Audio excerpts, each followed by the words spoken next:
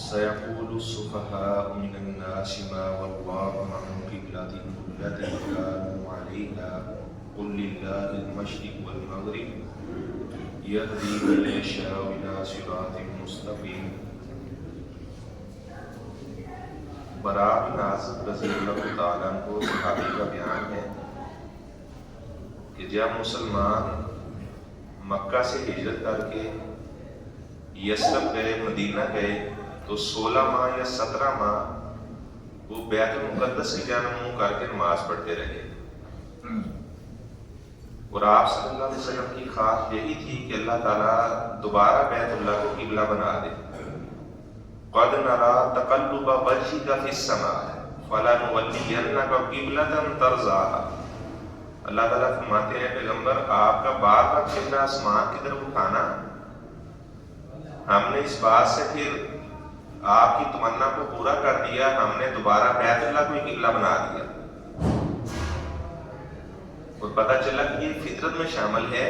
ویسے بھی اگر جب ہم دعا کرتے ہیں تو ہاتھ اوپر کو اٹھاتے ہیں، اللہ تعالیٰ کی ذات آسمانوں پر ہے، اسی لیے آپ صلی اللہ علیہ وسلم بار بار آسمان کی جانب دیکھتے تھے تو اللہ تعالیٰ نے فرمایا کہ جس قبلے کو آپ پسند کرتے ہیں اسی کو ہم قبلہ بنا دیں گے۔ تو جو امام تھا وہ بالکل آخر میں چلا گیا کیونکہ بالکل اپوزٹ سمتیں ہیں۔ مکہ سے یعنی جو مکہ ہے یہ مدینہ والوں کے جنوب میں ہے، تو قبلہ جب بدل گیا تو قباء کے اندر لوگ نماز پڑھ رہے تھے تو ایک صحابی نے جا کر بتایا کہ قبلہ تبدیل ہو گیا ہے۔ انہوں نے اس ایک بندے کی بات سن کر اپنا قبلہ تبدیل کر لیا۔ یہاں سے محدثین نے یہ استنباط کیا ہے کہ اگر ایک مومن بندہ امانت دار آدمی وہ بتا دے کہ میں نے چاند دیکھا ہے تو اس کی رویت کا اعتبار کر لیا جائے گا۔ وہ ایک آدمی نے جا کر بتایا کہ قبلہ تبدیل ہو گیا ہے تو اس کے بعد وہ سارے کے سارے انہوں نے اس ایک آدمی پر اعتماد کرتے ہوئے نماز کی حالت میں انہوں نے اپنا جو ڈائریکشن اسے تبدیل کر لیا۔ اور اللہ تعالیٰ فرماتے ہیں وَمَا جَعَلْنَا الْقِبْلَةَ الَّتِي كُنْتَ عَلَيْهَا إِلَّا لِنَعْلَمَ مَن يَتَّبِعُ الرَّسُولَ۔ اور ہم نے جو بیت المقدس کو قبلہ بنایا تھا اس لیے کہ ہم دیکھنا چاہتے تھے کہ رسول کی اتباع کون کرتا ہے۔ حالانکہ پورے قرآن مجید میں یہ کہیں بھی ذکر نہیں ہے کہ اللہ تعالیٰ نے یہ حکم دیا ہو کہ بیت المقدس کی جانب منہ کر کے نماز پڑھو، یہ کہیں بھی موجود نہیں ہے۔ آپ صلی اللہ علیہ وسلم نے بیت المقدس کو قبلہ بنایا اور اللہ تعالیٰ فرما رہے ہیں کہ جو ہم نے قبلہ بیت المقدس کو بنایا تھا، یعنی رسول کی بات کو اللہ تبارک و تعالیٰ نے اپنی طرف نسبت کرتے ہوئے فرمایا کہ ہم نے ایسا کیا تھا۔ یہاں سے پتہ چلا کہ جیسے قرآن مجید حجت ہے ایسے آپ صلی اللہ علیہ وسلم کی حدیث بھی حجت ہے۔ بلکہ یہ جو جمعہ گزرا اس میں میں نے بتایا کہ جو فرعون تھا پانی کے اندر غرق ہو گیا، کس وجہ سے اس نے تورات کا تو انکار ہی نہیں کیا تھا، کیونکہ تورات تو نازل ہوئی ہے فرعونیوں کو غرق کرنے کے بعد۔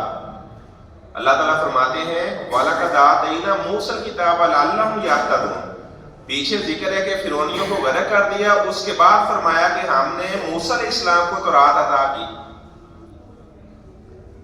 تو فرعون سب سے پہلے جو انکار حدیث جس نے کیا، منکرین حدیث کا جو سب سے پہلا آدمی ہے وہ فرعون تھا۔ موسیٰ علیہ السلام کی حدیث کو اس نے انکار کیا۔ جب انہوں نے کہا کہ اللہ تعالیٰ نے مجھے معجزے دیے ہیں، جب اپنی لاٹھی کو پھینکتے تو بہت بڑا اجتہا بن جاتا، اپنا ہاتھ اپنی بغل کے نیچے داخل کر کے نکالتے تو وہ سورج کی طرح چمک رہا ہوتا۔ یہ سارے کے سارے معاملات وحی خفی کے ذریعے سے ہوئے تھے اور اللہ تبارک و تعالیٰ نے وحی خفی کے ذریعے سے یہ بتایا تھا، کیونکہ جو پیش ایک روحانی کتاب ہوتی ہے، الہامی کتاب ہوتی ہے، مذہبی کتاب ہوتی ہے، اسے وحی جلی کہا جاتا ہے، اور جو پیغمبر کی باتیں ہوتی ہیں انہیں وحی خفی کہا جاتا ہے، البتہ وہ بھی وحی کا درجہ رکھتی ہے۔ اور اس کے بعد اللہ تبارک و تعالیٰ اس بارے میں فرماتے ہیں فَاذْكُرُونِي أَذْكُرْكُمْ، remember me I will remember you, مجھے یاد کرو میں تمہیں یاد کروں گا۔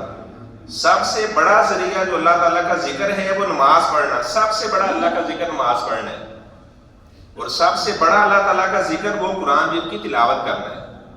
فرمایا کہ اللہ تعالیٰ کو یاد کرو، اللہ تعالیٰ فرماتے ہیں میں تمہیں یاد کروں گا، میرا شکریہ ادا کرو، ولا تکفروا، میری ناشکری نہ کیا کرو۔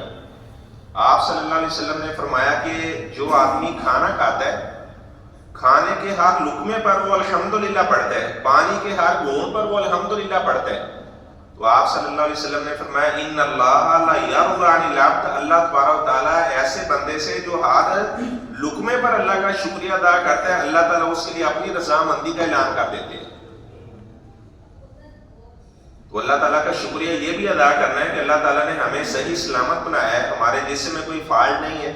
کتنے ایسے لوگ ہیں جو ہسپتالوں میں بیمار ہیں، اپنی گڑبڑ بھی نہیں بدل سکتے، اور ایسا ہے کہ اللہ تبارک و تعالیٰ کسی کو بیٹا عطا کرے تو وہ اس کی نسبت غیروں کی جانب کر دے، غیر اللہ کی جانب کر دے، تو یہ بھی اللہ کی ناشکری کرنا ہے۔ اور اس کے بعد اللہ تعالیٰ فرماتے ہیں یا ایھا الذین آمنوا استعینوا بالصبر والصلاۃ، ایمان والے لوگوں صبر کے ذریعے سے اور نماز کے ذریعے سے اللہ سے مدد مانگو۔ جب کوئی پریشانی آئے تو نماز پڑھیں، نماز کے ذریعے سے اس کے بعد پھر اللہ تعالیٰ سے سوال کریں، نماز کو آپ وسیلہ بنائیں۔ جب ابراہیم علیہ السلام کی زوجہ حضرت سارہ کو وہ بادشاہ کے سپاہی آئے اور اس بادشاہ کے پاس لے گئے، تو ابراہیم علیہ السلام اذا قائم یصلی، وہ کھڑے ہو کر نماز پڑھنے لگے اور اللہ تعالیٰ سے دعا کرنے لگے کہ یا اللہ تو میری عزت کو محفوظ رکھنا۔ اور جو بادشاہ تھا جب وہ حضرت سارہ کے پاس آنے لگا تو حضرت سارہ علیہ السلام فاذا ہی قائمۃ تصلی، انہوں نے بھی نماز شروع کر دی۔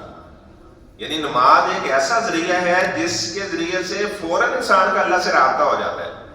تو اللہ تعالیٰ فرماتے ہیں کہ نماز کے ذریعے سے اللہ تعالیٰ سے مدد مانگو، صبر کے ذریعے سے اللہ تعالیٰ سے مدد مانگو۔ اللہ تبارک و تعالیٰ کی مدد نصرت وہ صبر کرنے والوں کے ساتھ ہوتی ہے۔ اور اس کے بعد فرمایا کہ ان الذین یکتمون ما انزلنا من البینات والہدی، بعض ایسے لوگ ہیں جو علم کو چھپا لیتے ہیں۔ تو اللہ تعالیٰ فرماتے ہیں کہ جو ہمارا علم چھپا لیتے ہیں، حق مسئلہ بیان نہیں کرتے، ایسے لوگوں پر اللہ کی لعنت ہے، تمام فرشتوں کی لعنت ہے، تمام لوگوں کی لعنت ہے ایسے آدمی پر جو حق بات کو چھپانے والے ہیں۔ حضرت ابو ہریرہ رضی اللہ تعالیٰ عنہ سے ایک آدمی نے کہا کہ آپ بڑی حدیثیں بیان کرتے ہیں۔ وہ کہنے لگے اللہ کی قسم اگر یہ والی آیت قرآن جی میں نہ ہوتی ان الذین یکتمون ما انزلنا من البینات والہدی من بعد ما بیناہ للناس فی الکتاب اولئک یلعنہم اللہ ویلعنہم اللاعنون۔ فرماتے ہیں اگر یہ والی آیت نہ ہوتی تو میں ایک حدیث کی تمہیں بیان نہ کرتا۔ اللہ تعالیٰ نے ایسے لوگوں میں لعنت کی ہے جو علم کو چھپانے والے ہیں۔ حالانکہ قرآن کی ایک ہے، احادیث کی ایک ہے، تو اس کے باوجود اتنا اختلاف پایا جاتا ہے۔ کوئی ہاتھ چھوڑ کر نماز پڑھتا ہے، کوئی جناب ناک پر ہاتھ باندھ کے نماز پڑھتا ہے، کوئی سینے پر ہاتھ باندھ کے نماز پڑھتا ہے، کوئی امام کے پیچھے فاتحہ نہیں پڑھتا، کوئی اونچی آمین نہیں کہتا، نماز میں صف بندی کرتے ہیں، پاؤں کے ساتھ پاؤں نہیں ملاتے۔ آخر یہ اختلاف ہی ایسا کیوں پیدا ہو گیا؟ جب قرآن ایک ہے، احادیث ایک ہے، تو پتہ چلا کہ کوئی خرابی ہوئی ہے۔ وہ خرابی کیا ہوئی ہے کہ جب محدثین کسی حدیث کو بیان کرتے ہیں وہ اس کے بعد کہتے ہیں ھذا حدیث ضعیف، کہ یہ جو حدیث ہے اس میں فلاں راوی ضعیف ہے، یہ من گھڑت بات ہے، اسے کہیں آپ حق بات نہ سمجھ لینا۔ اچھا جو باطل لوگ ہیں وہ کیا کرتے ہیں، وہ اس حدیث کو بیان کر دیتے ہیں، آگے اس محدث نے جو حکم بتایا ہوتا ہے اسے نہیں وہ بیان کرتے۔ اچھا اس طرح وہ خرابی کرتے ہیں۔ اگر لوگ خود پڑھنے لگ جائیں، وہ قرآن کا حدیث کا براہ راست مطالعہ کرنا شروع کر دیں، تو تمام کے تمام لوگ وہ صراط مستقیم پر آ جائیں۔ اسی لیے ڈاکٹر ذاکر نائک حافظ اللہ نے کہا تھا کہ جتنے مذہبی لوگ ہیں میں تمام کو، چاہے وہ نصرانی ہیں، یہودی ہیں، جس مذہب کے ماننے والے ہیں، اپنی کتاب کو پڑھیں۔ اگر وہ اپنے پیشوا کے پیچھے لگیں گے تو وہ صراط مستقیم سے ہٹ جائیں گے۔ ظاہری بات ہے جب 6-7 سال کسی کی برین واشنگ اس انداز سے کی جائے کہ فلاں کی آپ نے تقلید کرنی ہے، تو وہ پھر کیا کرے گا کہ وہ حق بات نہیں کبھی بیان کرے گا، وہ اصل بات کو چھپا دے گا۔ اب بے شمار ایسی باتیں ہیں جو حدیث میں واضح موجود ہے اور آگے لکھا ہوا کہ اس حدیث کا اس مسئلے سے ذرا برابر تعلق نہیں ہے۔ اچھا وہ سب من گھڑت بات کو بیان کر دینا، آگے جو اس محدث نے حکم لگایا اسے بیان نہ کرنا، یہ علم کو چھپانا ہے۔ تو اللہ تعالیٰ فرماتے ہیں ایسے لوگوں پر اللہ تعالیٰ کی لعنت ہے جو علم کو چھپانے والے ہیں، جو آیات کا مفہوم بگاڑ کر بیان کرنے والے ہیں، آپ صلی اللہ علیہ وسلم کی حدیث کو اصل مطالب و مقاصد سے ہٹا کر بیان کرنے والے ہیں۔ تو ایسے لوگ زندیق ہوتے ہیں جو اللہ تعالیٰ کے اور اس کے رسولوں کے دین میں خرابی پیدا کرنے کا ذریعہ بنتے ہیں۔ اگر وہ حق بات بیان کریں، آگے محدثین کا حکم بھی بتائیں، تو کبھی بھی اس طرح دین میں خرابی نہ پیدا ہو۔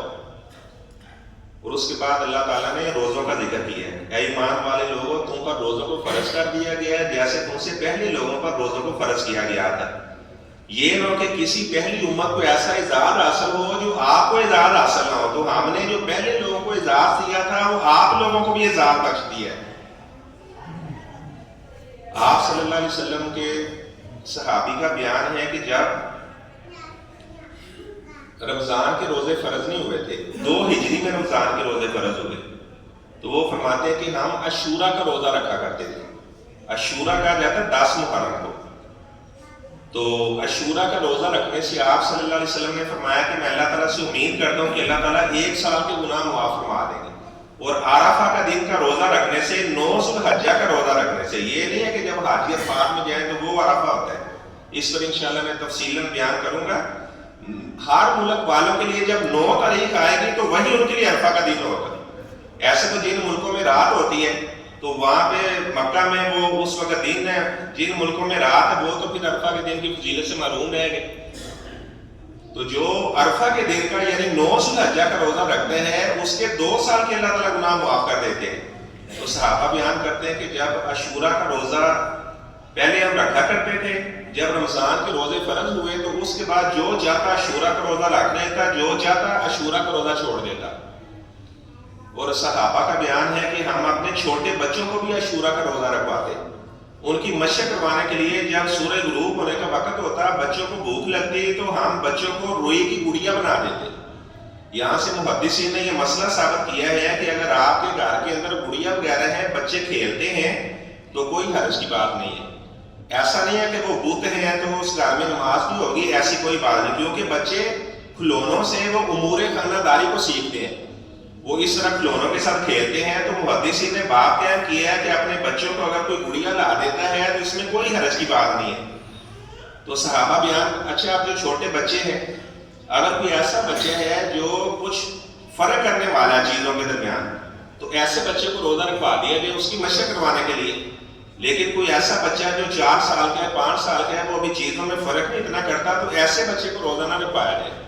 یعنی جو بچہ کچھ چیزوں میں فرق جانتا ہے تو ایسے چھوٹے بچے کو بھی روزہ رکھوایا جائے تاکہ اس بچے کی مشق ہو جائے.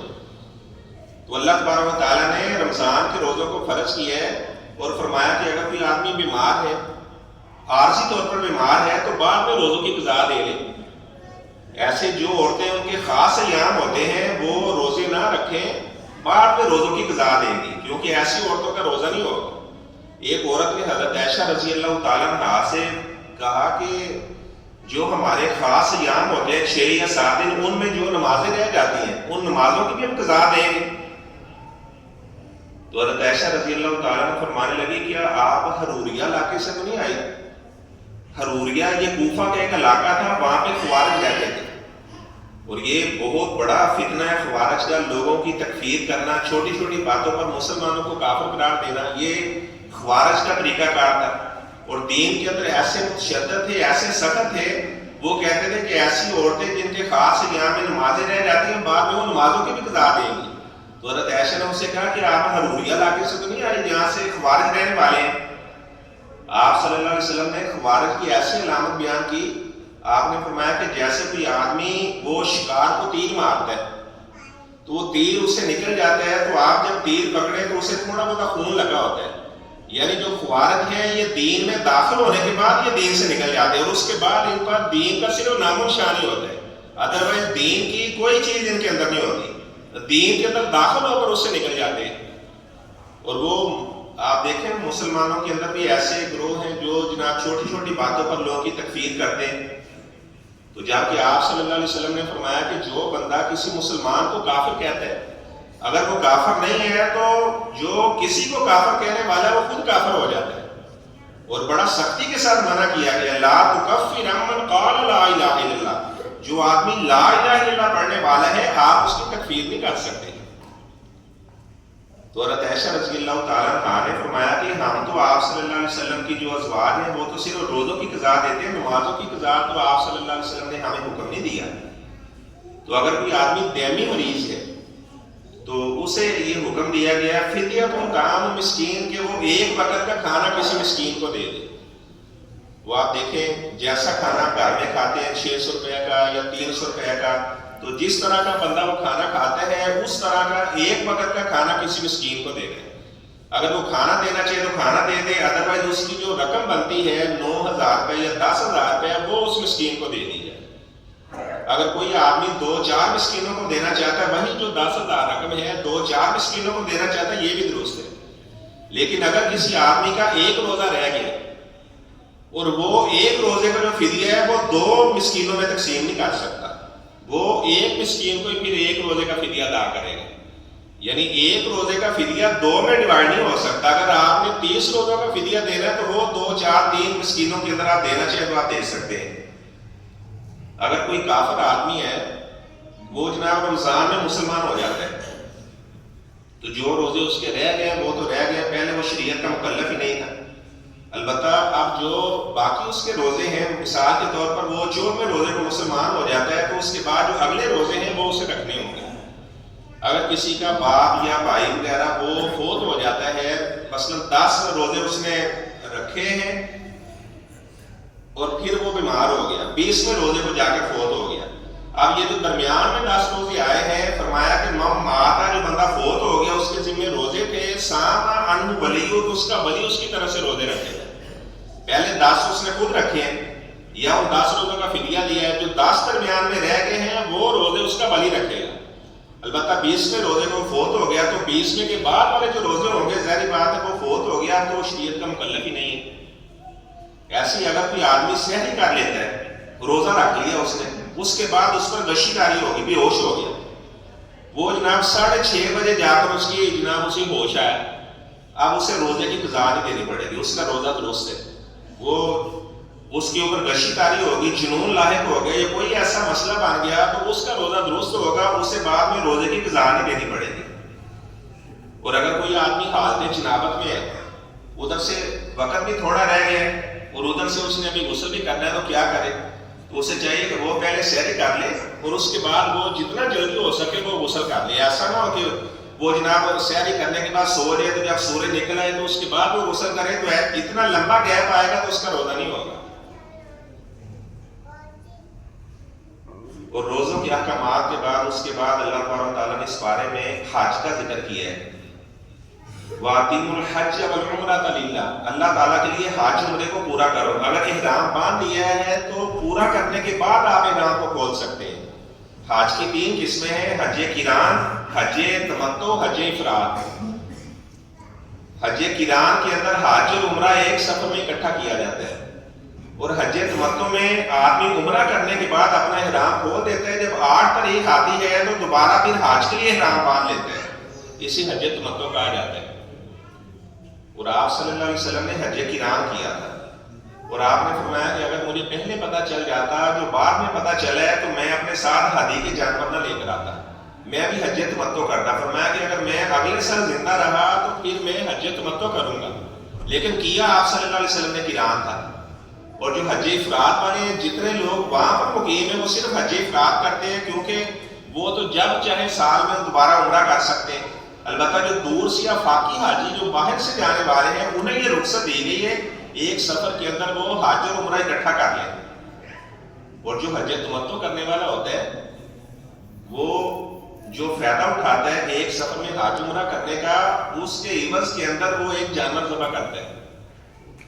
یہ مسئلہ میں نے جمعے میں بیان کیا تو ایک ساتھی کہنے لگا کہ وہ حج تمتع کرنے والے کی تو ایک ہی قربانی ہوتی ہے، تو وہ بھائی اس کی قربانی نہیں ہوتی، وہ فدیہ ادا کرتا ہے، کیونکہ اسی کا تو میں نے کل مسئلہ بیان کیا تھا، جس نے حج تمتع کیا ہے اگر وہ قربانی کرنے کے پیسے نہیں ہیں اس کے پاس تو اللہ تعالیٰ فرماتے ہیں فَصِيَامُ ثَلَاثَةِ أَيَّامٍ فِي الْحَجِّ، تو 3 روزے ایام حج میں وہ رکھے گا اور 7 روزے رکھے گا جب واپس اپنے وطن آ جائے گا۔ اگر وہ اس کی قربانی ہے تو وہ کون سی ایسی قربانی ہے جب بندہ قربانی نہ کرے تو اسے 10 روزے رکھنے ہوتے ہیں، تو یہ اس کا فدیہ ہوتا ہے۔